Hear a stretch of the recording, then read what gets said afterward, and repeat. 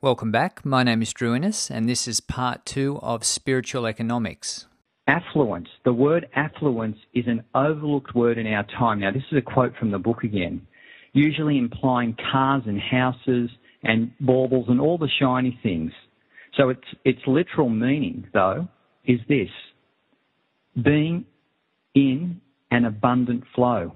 That's the literal meaning of affluence, being in an abundant flow. It has absolutely nothing to do with things at all, or the acquisition of things, because flow is flow.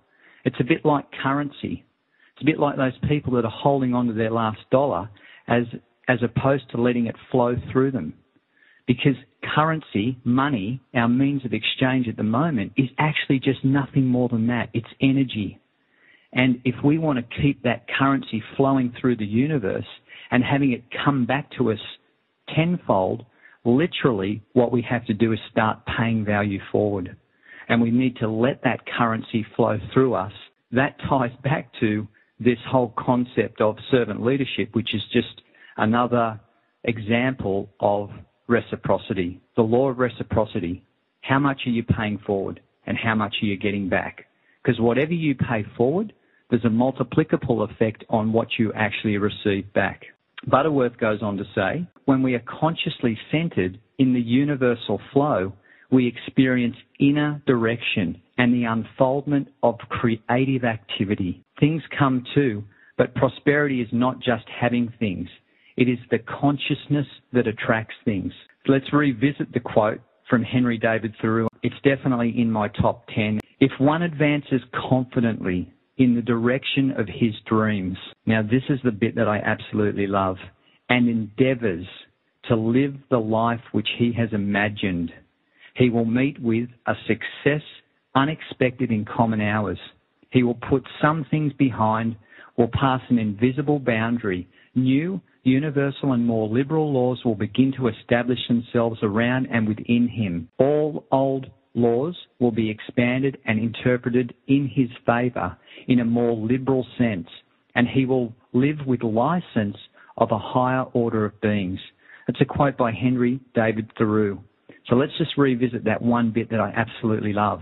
And endeavours to live the life which he has imagined. Isn't that self-image? Isn't that actually coming back and redefining the best image of the life that you want to express? Like we've always talked about here, how do you actually see yourself? Because if you actually can't see yourself as that higher person, when you look around you and you see people expressing a life that you want, I hope you're not looking at it with envy, because that's certainly not the fast track to get there. What you should be doing is looking at it through the eyes of someone that's truly inspired to actually understand what habits and attitudes that person has had to develop and what action they've actually had to take to achieve, to actually physically manifest into their situation the life that they're expressing, that you're now observing and wishing it was yours. So it all comes back to us really understanding what it is that we want and going about developing the habits and attitudes to achieve it. So the question is, are you? And are you prepared to have that courage that we talked about to dream big dreams and not only dream them, but actually go about manifesting them into your physical reality? So having a deeper understanding now about affluence hopefully will assist you with that. So let's just recap. It literally means abundant flow, to express yourself and let the universe flow through you. And the fastest way to do that is to recognize and acknowledge your talents, gifts, strengths, values, and virtues. Always just try and put yourself into a situation where you can work with them and express them every single day. That is the benefit of this vehicle, because once you figure this out and you can actually get that universal flow of currency through your business, and that then unlocks some time freedom, guess what? You've got more time to then work on your talents, gifts, strengths, virtues, and values, and then get the multiplicable benefit of that because you're now starting to live in your flow. And to finish this off, let's have a quick look at the word security. It's a really interesting one because I can't help but think most people do certain things because they're holding on too tight to this whole concept of security. I certainly know in the past I have, It's a bit like, I don't want to invest this. I want to hold on to it. It's taken me all of this time and attention to actually attain this. Now I want to secure it. I want to lock it down so tight that, what do they say? It just slips through my fingers. So the word secure actually comes from two small Latin words, se, meaning without, and cure, meaning care.